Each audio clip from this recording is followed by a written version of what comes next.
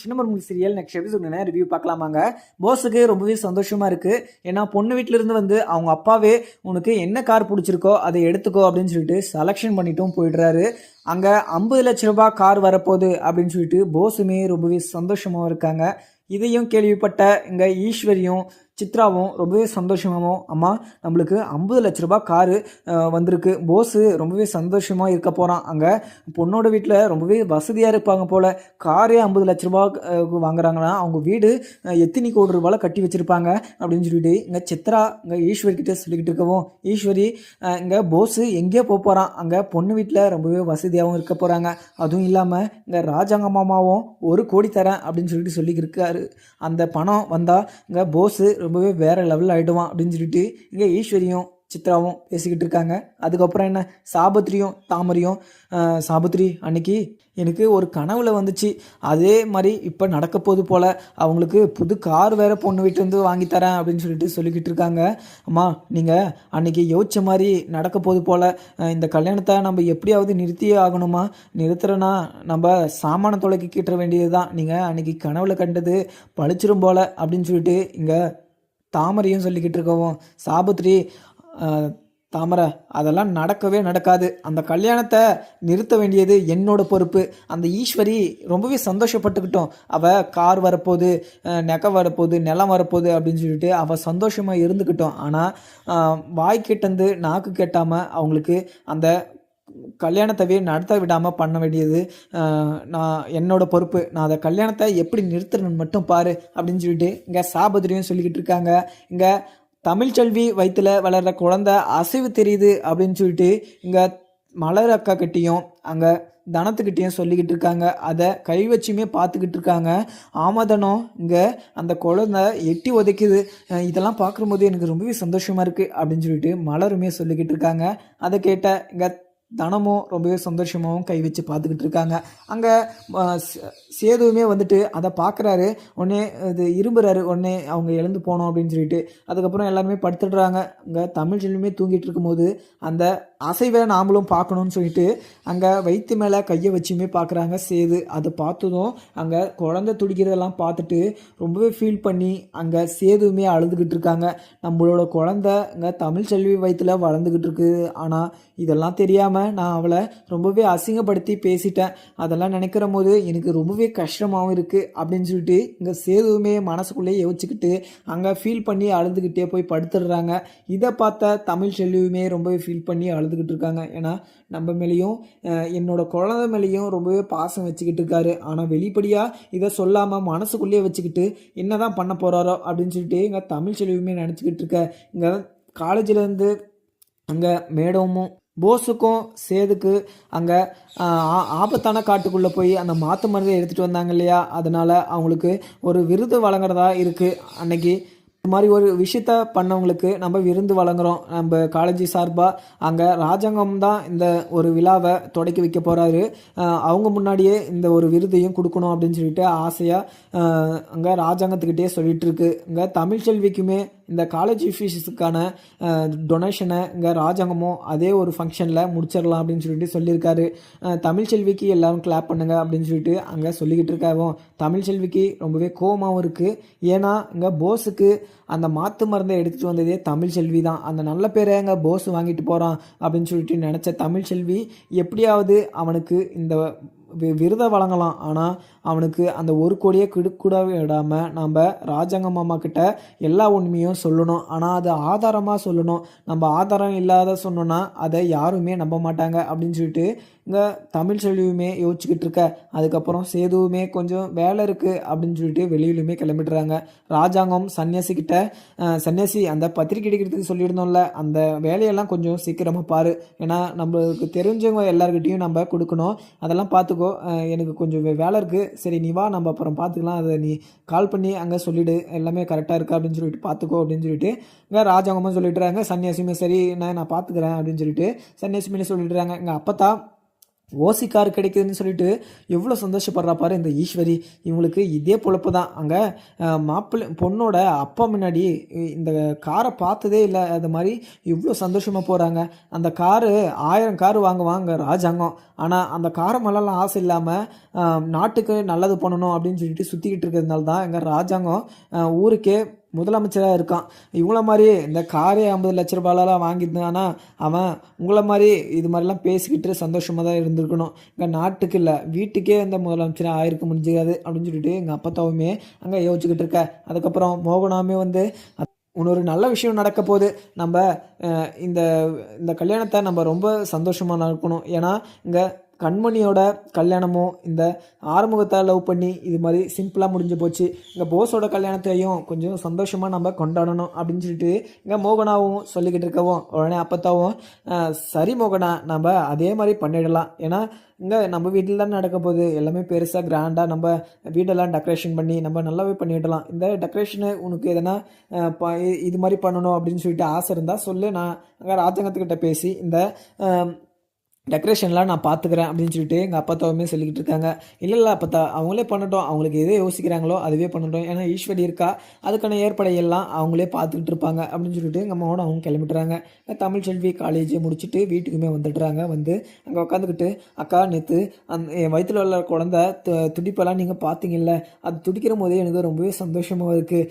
என் குழந்தைய என் கண்ணு முன்னாடி பார்க்குற மாதிரி ஒரு ஃபீலாக இருக்குது அப்படின்னு சொல்லிட்டு இங்கே தமிழ்ச்செல்வி சொல்லிக்கிட்டு இருக்காங்க. உடனே இங்கே மலரும் ஆமாம் தமிழ்ச்செல்வி, அது துடிக்கிறத என் கையால் நான் தொட்டு பார்த்தேன். நான் எப்போயுமே அந்த ஃபீலை அனுபவிச்சதில்லை.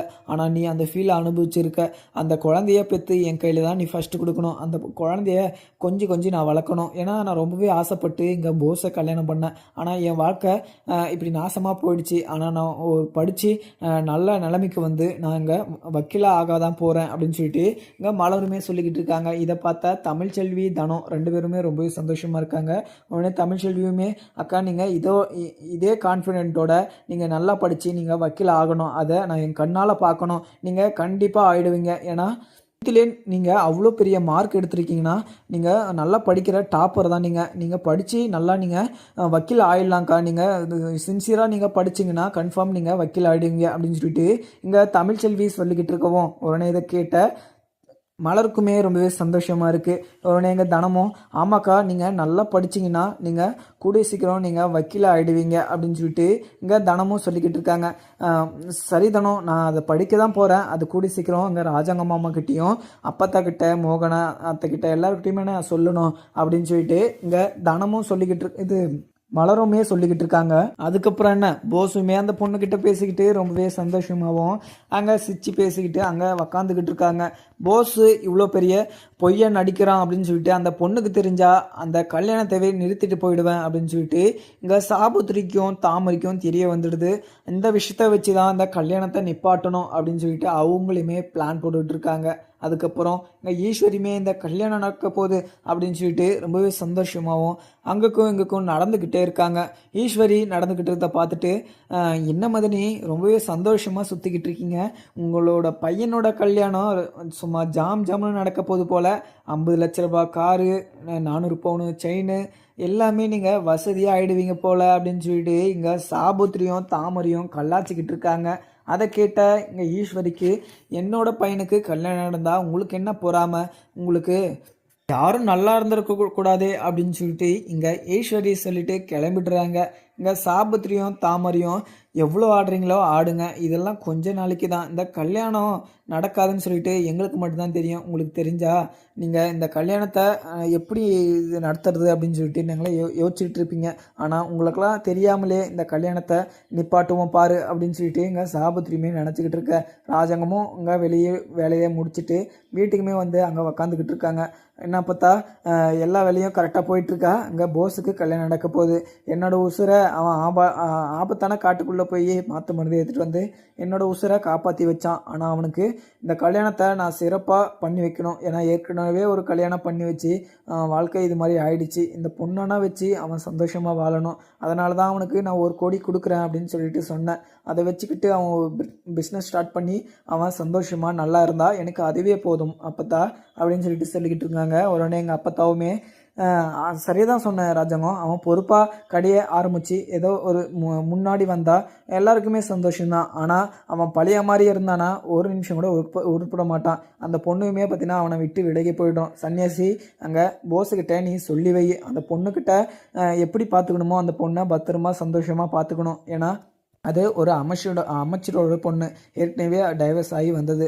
அந்த பையனை பிடிக்காம தான் டைவர்ஸ் பண்ணியிருக்கோம். ஆனால் இது போஸுமே அவளுக்கு பிடிக்காதது எதனா பண்ணி டைவர்ஸ் திருப்பியும் இது பண்ணிட போதான். அவன் சந்தோஷமாக சேர்ந்து அவனுக்கு 4 புத்திமதி சொல்லி வை அப்படின்னு சொல்லிட்டு சன்னியாசிக்கிட்ட சொல்லிக்கிட்டு இருக்காங்க.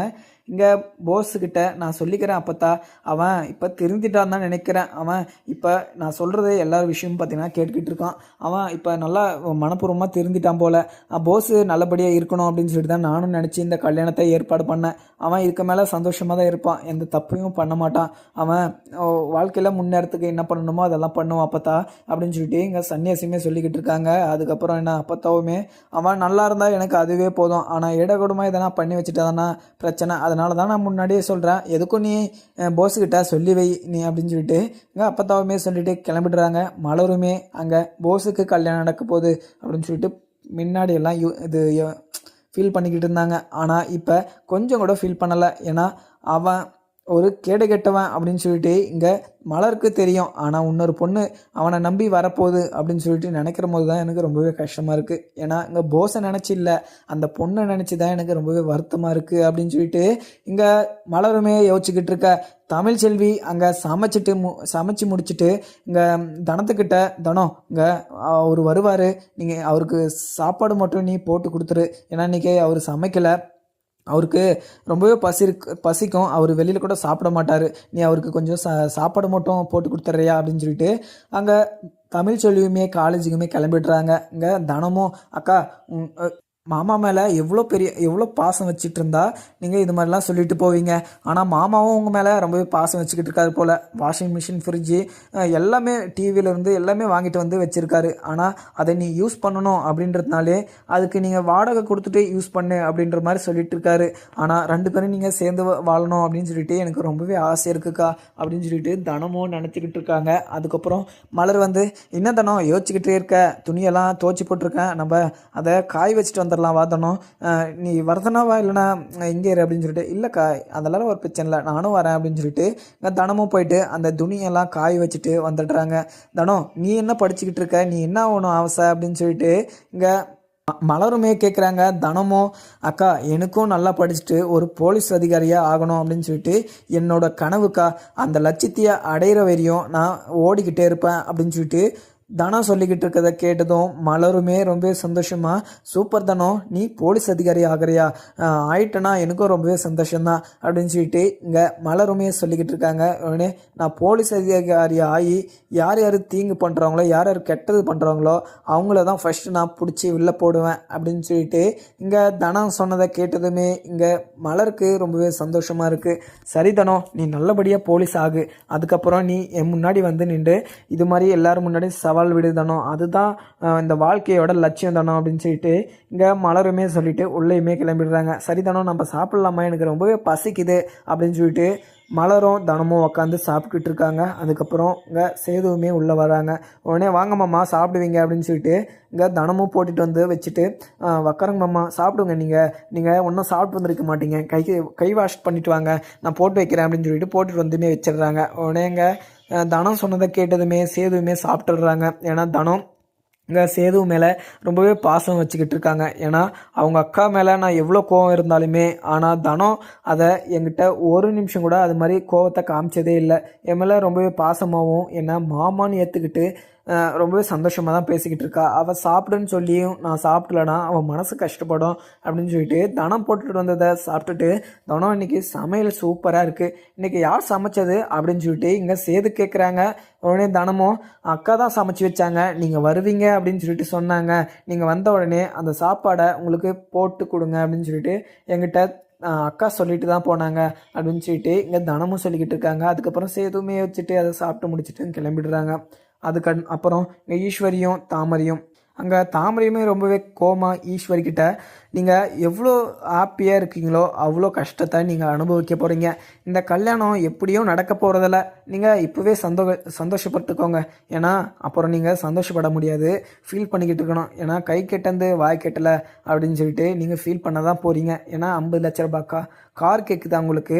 ஒரு 10 லட்ச ரூபாய் கார் இருந்தாவே நீங்கள் சொகுசாக போகலாம். உங்களுக்கு 50 லட்ச ரூபாய் காரில் நீங்கள் உக்காந்து போகணுமா நீங்கள் கிட்ட கேட்டுக்கு அப்படின்னு சொல்லிட்டு இங்கே தாமரையும் ஈஸ்வர்கிட்ட சொல்லிட்டு வந்துடுறாங்க. ஈஸ்வரிக்கு பயங்கர கோபமாகவும் இங்கே எல்லாருக்கும் இப்போ இந்த என் பையனுக்கு கல்யாணம் நடக்குதுன்னு பொறாம அப்படின்னு சொல்லிட்டு இங்கே ஈஸ்வரியுமே கிளம்பிடுறாங்க. சேதுவுமே அங்கே வீட்டில் உட்காந்து யோசிச்சுக்கிட்டு இருக்க தமிழ்ச்செல்வி நம்ம ராஜாங்கத்துக்கிட்ட இந்த உண்மையை சொல்லி தான் ஆகணும். போஸு ரொம்பவே கெட்டவன், என்னை அடிச்சுட்டு அந்த மாற்று மருந்தை எடுத்துகிட்டு வந்து உங்ககிட்ட காமிச்சு அந்த நல்ல பேரை எடுத்ததும் இல்லாமல் எங்கிட்டே வந்து சவால் விட்டுட்டு போகிறான். நம்ம ராஜாங்க மாமா கிட்ட சொல்லி தான் ஆகணும் அப்படின்னு சொல்லிட்டு தமிழ்ச்செல்வி ரொம்பவே வச்சுக்கிட்டு இருக்காங்க. அதுக்கப்புறம் என்ன இருக்குன்னு பார்க்கலாம். உங்கள் வீட்டு பிடிச்சி லைக் பண்ணுங்கள். Thank you friends.